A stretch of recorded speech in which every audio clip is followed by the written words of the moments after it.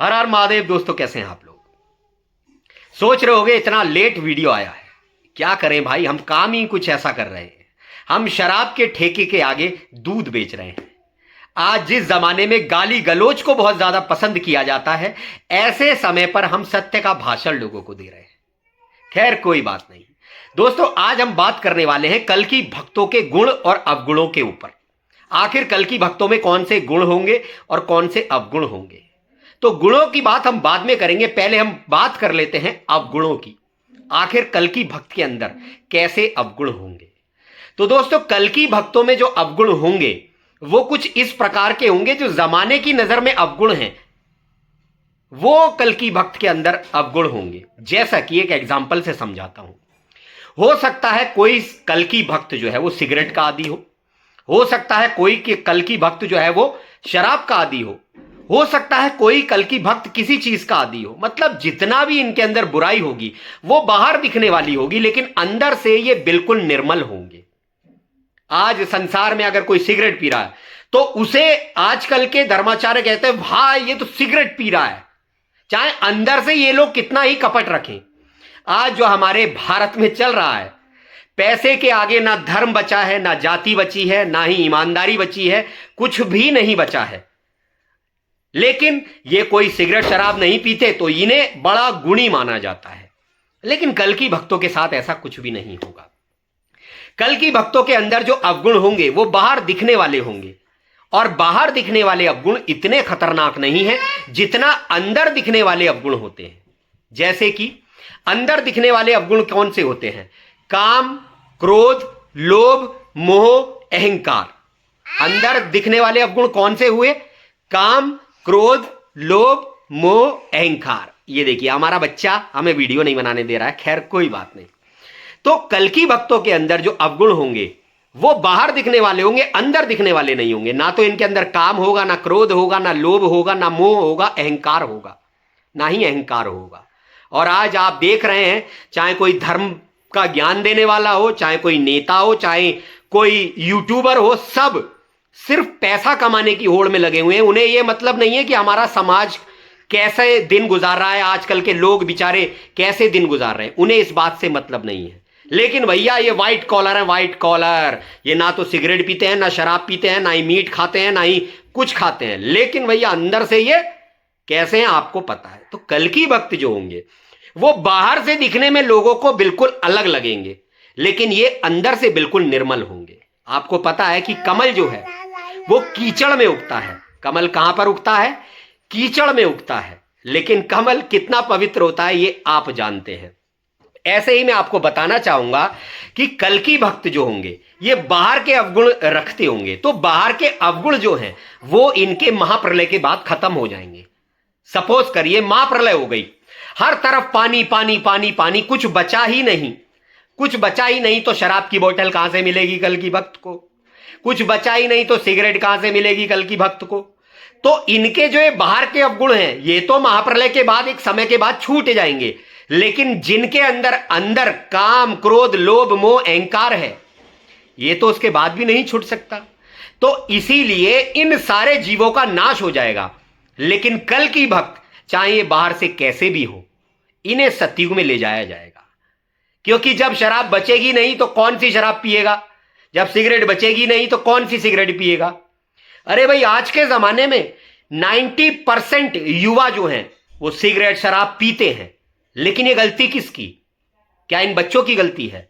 गलती है धर्म का पाठ पढ़ाने वालों की, जो इन्हें सही मार्ग पर नहीं ला पाए। लेकिन कल्कि इन्हें बुरा नहीं मानेगा, क्योंकि कल्कि को पता है कि ये अगर सच्चाई करने पर आए, अच्छा करने पर आए, तो ये युग परिवर्तन कर सकते हैं। तो इसीलिए कल्कि कहीं ना कहीं इन सबको चुन रहे हैं, चाहे वो बाहर से कितने ही ऐब वाले दिखें, लेकिन कल्कि इन सबको चुन रहे हैं। ये अंदर से बिल्कुल पवित्र होंगे, बिल्कुल पवित्र। इसको आपको एक कबीर के दोहे से समझाता हूं। चंदन जैसा साधु है, सर्प है सब संसार, और बाके अंग लिपटा रहे, मन में ना ही विकार। साधु किसको बताया है? कल्कि भक्त को बताया है कि चंदन जैसा साधु है, सर्प है सब संसार। यानी साधु जो है, कल्कि भक्त जो है वो चंदन के पेड़ की तरह है। चंदन के पेड़ पे आपने देखा होगा सांप लिपटे रहते हैं। चंदन जैसा साधु है, सर्प है सब संसार, बाके अंग लिपटा रहे मन में नाही विकार। यानी ये सारे अवगुण उसके बाहर तो रहते हैं लेकिन अंदर उसकी खुशबू को खत्म नहीं कर पाते। चंदन के पेड़ पे कितने ही सांप लिपटे रहे लेकिन उसकी खुशबू को खत्म नहीं कर पाते। ऐसे ही कल की भक्त बाहर से दिखने में कितने ही अवगुण हो उसके अंदर, कितने ही अवगुणी लोगों में ये रहते हो, लेकिन अंदर से ये बिल्कुल पवित्र होंगे। और मैं आपको एक बात बताता हूं, जहां जहां कल की भक्त होगा वहां वहां सबसे ज्यादा दुराचार होता होगा। अगर कोई कल की भक्त है तो उसके सारे दोस्त दुराचारी होंगे जो दिन रात उसके साथ बैठेंगे लेकिन उसकी खुशबू को खत्म नहीं कर पाएंगे। तो कल की भक्तों के अवगुण जो हैं वो दिखने में आएंगे लोगों के, लेकिन अंदर से वो पवित्र होंगे। और बाकी संसारियों के बाहर के अवगुण नहीं है लेकिन अंदर से इनके अंदर इतने अवगुण हैं जिसका कोई हिसाब नहीं। और कुंभ में जाकर या कहीं जाकर ये सोचते हैं हमारे पाप धुल जाएंगे। मल मल धोए शरीर को, धोए ना मन का मैल, गंगा नाय गोमती नाय, रहे बैल के बैल। तो ये तो हो गई कल की भक्तों के अवगुण की बात। अब बताता हूं कल की भक्त के गुण की बात। कल की भक्तों का गुण क्या होगा? कल की भक्तों का गुण भी आपको एक कबीर के दोहे से समझाता हूं। कबीर कहते हैं, कबीरा सीप समुद्र की, खारा जल नहीं ले, और पानी पीवे स्वांत का, शोभा सागर दे। इसका मतलब समझाता हूं। कबीर कह रहे हैं, कबीरा सीप समुद्र की, खारा जल नहीं ले। समुद्र में जो सीप होती है जिसके अंदर मोती होते हैं वो समुद्र का एक बूंद भी पानी नहीं पीती। कबीरा सीप समुद्र की, खारा जल नहीं ले, पानी पीवे स्वांत का, शोभा सागर दे। स्वाति नक्षत्र में एक बूंद गिरती है उसको ये ग्रहण करती है सीप, और शोभा किसकी बढ़ा रही है? सागर की। तो ऐसा ही कुछ कल की भक्तों के साथ होगा। जैसे समुद्र में वो सीप है, उसने समुद्र से एक बूंद पानी भी नहीं लिया लेकिन सागर की शोभा बढ़ा रही है, ऐसे ही कल की भक्त जो है ये निस्वार्थ भक्ति करेंगे। ये बाहर से तो तुम्हें दिखेंगे आडंबरी, कानों में कुंडल डालते हुए घूमे हुए, पैंट शर्ट में घूमते हुए, फटी जीन्स पहने हुए, लेकिन लोगों की मदद भी यही करेंगे। निस्वार्थ भाव से भगवान की भक्ति करेंगे। दिखने में ये बिल्कुल मॉडर्न होंगे लेकिन अंदर से ये बिल्कुल पवित्र होंगे।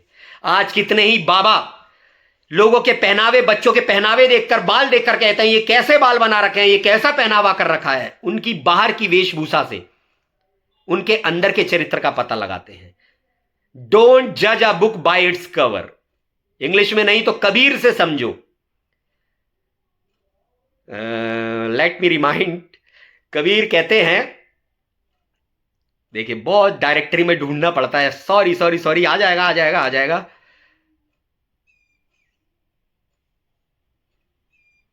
अबे यार, मोल करो तलवार का, पड़ी रहने दो म्यान। हां, जाति ना पूछो साधु की, पूछ लीजिए ज्ञान, और मोल करो तलवार का, पड़ी रहने दो म्यान। कबीर कहते हैं साधु की जाति या उसकी वेशभूषा ये मत देखो, उसके अंदर का जो ज्ञान है वो देखो, उससे पता चलता है कि ये कैसा साधु है। तो कल की भक्तों का गुण मैंने आपके साथ शेयर किया कि ये निस्वार्थ भाव से भक्ति करेंगे और इनके आसपास महाकलयुग विराजमान होगा, ये ध्यान रखना। क्योंकि कल की भक्त को ही गिराना कलयुग का काम है और कुछ कलयुग करता नहीं है।